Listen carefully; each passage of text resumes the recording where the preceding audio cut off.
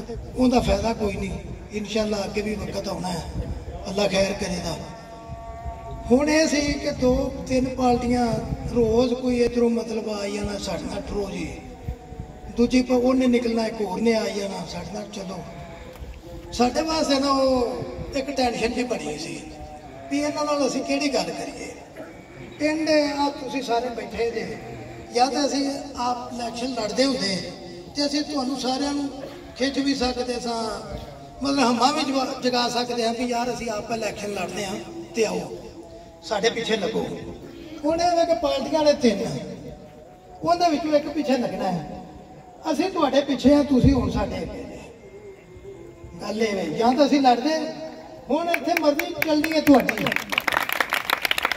ते इकट्ठे होके चलांगे ते चलो किसी दे चंगे 4 वोट भी निकल आउंदे, नहीं तो जिवें अगे होया सी अद्धा पिंड इधर जो मुंडा खलोता आजाद तो मियाँ सही साहब सन 3000 वोट साढ़े पिंड का पिया तो 1499 एक पार्टी दे ते 1501 वोट एक पार्टी का। ना कोई साढ़े पिंड का उन्हें किरदार होया जिताने किसी ने। उन्हें नालों बेहतर यह सी कि पिंड वाले ना वोट पाउन जाते तो फिर भी गल वो सी, ते जे पाउन चले गए तो अद्धे हो गए ने। वो फिर दूजे कैंडीडेट भी इहो ही समझते हैं भी यार इत्थे जाओ भावें ना जाओ, ये अद्धे हो जाने ने। ना किसी को फायदा इत्थे आउंदा ते ना किसी को नुकसान। साडी पहले दिन तो यह गल सी भी यार जो पिंड वाले कहते जिहड़ी अक्सरीयत सानू जिद्दां टोरे दी वो ठीक है, विच तुसीं भरा जे वीर जे रिश्तेदारियां भी ने सानू मोस्टली तो सारे ने कहा यार तुसीं अगे लगो जिधर तुसीं जाना असीं तुहाडे पिछे आ। उन्हां दा वड्डापन है, उन्हां दी अजमत नूं असीं सलाम करने आ, ठीक है जी।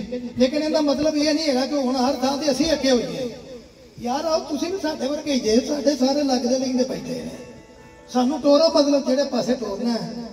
उस्ताद नेमत ने पूछा कि अगे किसी के दिल च होर भी कोई गल कर सकता है, क्योंकि कल नूं फिर ना जिधर आप हाँ कर लेनी है ना अगों असीं अगले नाल हाँ कर लेनी है तो फिर वो किरे कूफे वाला काम ना बने भी किसी को बुला के तो फिर असीं मतलब कल नूं उहदा इंशाअल्लाह है कि जिधर तुसीं टोरिया है जिधर सानू तुसीं चाहते जे बिल्कुल असीं उहदे पाबंद होवांगे ते इलैक्शन उहदा असीं इंज ही लड़ना है कि जिवें असीं आप खड़े हाँ।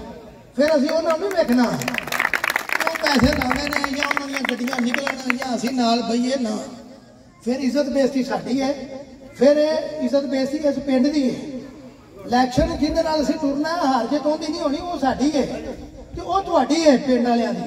सानूं तां तुसीं अगे कीता भी इत्थे टुरो बई ते मेहरबानी है तुहाडी। हुण तुसीं ਇਹ ਹੀ अक्सरीयत है कि असीं PTI नाल चलीए, गल खुल के करो, ठीक है जी। देखो सारे एडा वड्डा पिंड है, कोई मतलब कट्ठे नहीं भी जा सकते। बाहर के बंदे ने सानूं पुछदे रहने अज भी पर उम्मीदवार असीं इत्थे इलैक्शन लड़े ने, साडी तलकदारी है किहड़े पिंड च नहीं है। उन्हां नूं आख्या भी यार तुहानूं असीं दसने आ तुसीं कित्थे आउणा है, पहिलों असीं अपने पिंड दा जिहड़ा ना ये इत्थों का बिस्मिल्ला करके टुर गए, फिर असीं तुहानूं दस देने आ। सानूं पुछदे सन भी यार की फैसला कीता है किधर चलना है। उन्होंने यही आख्या भी यार तुसीं रुको दिहाड़ी ढंग तो असीं तुहानूं दस देने आ, फिर इंशाअल्लाह इकट्ठे ही आ। तुहाडी इजाजत दे नाल फिर तुसीं आंदे जे ते मियाँ साहब नूं असीं कह देने आ, वो आ जांदे ने, उन्हां नूं असीं मुबारक दे देने आ, ठीक है जी। तो फिर तुहानूं ये पता साडे खून विच ये चीज़ तो शामिल है ही नहीं कि असीं इत्थे खलो के एक पार्टी नूं आखता ठीक है तो कल कोई मतलब तुसीं करो सुनो भी नहीं यार असीं इन्हां नूं इधर अगे लाया ते अज फलानी पार्टी नाल गल कीती फिरदे ने।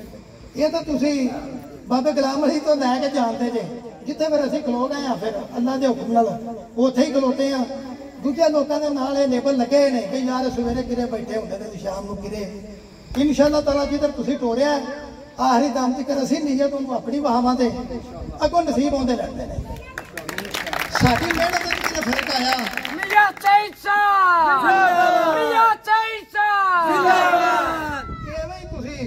झट होर लगना वो इत्थे शिरकपुर सा दूजी पार्टी भी रात ही सी, राती आए ने सारे ही आए ने, असीं उन्हां नाल किसे नाल कोई गल नहीं कीती। ओ मियां अबू बकर जी यही आख्या भी यार साडे कल ही असीं फैसला करना है, पिंड वालियां नूं असीं सदांगे इत्थे जिस पासे पिंड ने सानूं आख्या, क्योंकि असीं आप इलैक्शन लड़दे नहीं पै सानूं बार बार यही आखन यार तुहाडे नाल ही ने तुसीं तां हाँ करो, असीं आ नहीं यार ये राय उन्हां दी चलदी है। ਫਿਰ ਫਰਦਰ ਵੀ ਅਸੀਂ ਪੁੱਛਿਆ, ਅਸੀਂ ਆਖਿਆ ਯਾਰ ਇੱਕ ਵਾਰੀ ਇਕੱਠੇ ਵੀ ਪਿੰਡ ਹੋਵੇ ਇੱਕ ਥਾਂ ਤੇ, ਠੀਕ ਹੈ ਨਾ ਜੀ, ਸਾਰੀਆਂ ਬਰਾਦਰੀਆਂ ਦੇ। ਚਲੋ ਜੇ ਕੋਈ ਬੰਦਾ ਰਹਿ ਗਿਆ ਲੇਕਿਨ ਉਹਨਾਂ ਦੀ ਬਰਾਦਰੀ ਦਾ ਜਿਹੜਾ ਕੋਈ ਬੱਚਾ ਉਹ ਮਤਲਬ ਆਏ ਨੇ ਸਾਰੇ, ਮਤਲਬ ਫਰੂਕ ਸਾਹਿਬ ਨੇ, ਮਤਲਬ ਵਾਜਦ ਸਾਹਿਬ ਨੇ, ਡਾਕਟਰ ਫੀਕ ਸਾਹਿਬ ਨੇ, ਬੈਠੇ ਨੇ ਅੱਜ ਸਾਹਿਬ, ਮੀਆਂ ਬਕਰ ਸਾਰੇ ਹੀ ਨੇ ਜੀ, ਪਿਛਾ ਸਾਰਾ ਪਿੰਡ ਬੰਦਾ ਕੋਈ ਨਹੀਂ ਰਹਿ ਗਿਆ, ਕੋਈ ਵੀ ਨਹੀਂ ਆ ਵੀ ਤੇ ਇਹ ਹੁਣ ਤੁਹਾਡੀ ਇਜਾਜ਼ਤ ਨਾਲ ਹੀ ਮੀਆਂ ਸਾਹਿਬ ਨੂੰ ਅਸੀਂ ਜੀ ਜੀ ਸਾਰਾ ਆਉਂਦੇ ਨੇ ਤੇ ਉਹਨਾਂ ਨੂੰ ਜਨਾਬ ਮੁਬਾਰਕ ਦਿੰਦੇ ਆ, ਤੇ ਅਸੀਂ ਸਵੇਰ ਤੋਂ ਲੈ ਕੇ ਉਹਨਾਂ ਦਾ ਇਲੈਕਸ਼ਨ ਲੜਾਂਗੇ ਇੰਜ ਕਿ ਜਿਵੇਂ ਸਾਡਾ ਸ਼ੁਰੂ ਹੋ ਗਿਆ ਹੈ।